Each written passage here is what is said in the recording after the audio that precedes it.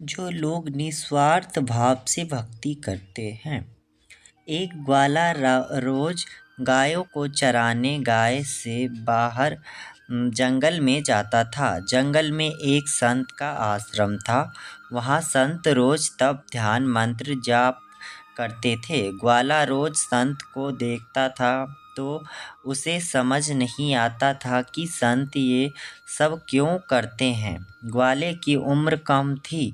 संत के इन कर्मों को समझने के लिए वह आश्रम में पहुंचा और संत से पूछा कि आप रोज ये सब क्यों करते हो। संत ने बताया कि मैं भगवान को पाने के लिए भक्ति करता हूँ। रोज पूजा पाठ तप ध्यान और मंत्र जाप करने से भगवान के दर्शन हो सकते हैं। संत की बात सुनकर ग्वाले ने सोचा कि मुझे भी भगवान के दर्शन करना चाहिए। ये सोचकर ग्वाले आश्रम से निकलकर एक सुनसान जगह पर पेड़ के नीचे एक पेड़ पर खड़े होकर तप करने लगा। कुछ देर बाद उसने सांस लेना भी बंद कर दिया। ग्वाले ने सोचा कि जब तक भगवान दर्शन नहीं देंगे मैं ऐसे ही रहूँगा।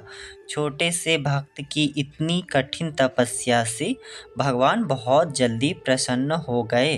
वो ग्वाले के सामने प्रकट हुए और बोले कि पुत्र आँख खोलो, मैं तुम्हारे सामने आ गया हूँ। ग्वाले ने आँख खोले बिना ही कुछ पूछा कि आप कौन हैं। भगवान बोले कि मैं वही ईश्वर हूँ जिसके दर्शन के लिए तुम तप कर रहे हो।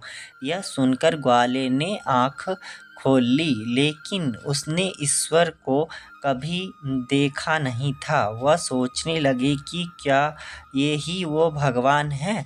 सच जानने के लिए उसने भगवान को एक पेड़ के साथ रस्सी से बांध दिया। भगवान भी भक्त के हाथों बंध गए। ग्वाला तुरंत दौड़कर उस संत के आश्रम में पहुंच गया और पूरी बात बता दी। संत यह सब सुनकर हैरान थे।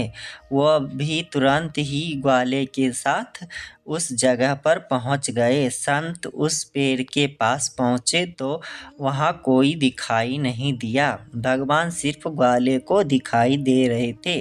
संत ने बताया कि मुझे तो यहाँ कोई दिखाई नहीं दे रहा है।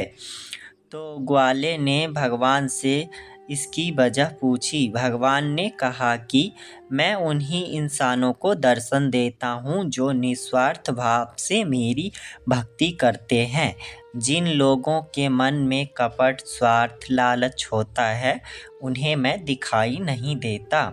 जो लोग भगवान की भक्ति निजी स्वार्थ की वजह से करते हैं उन्हें भगवान की कृपा नहीं मिल पाती है।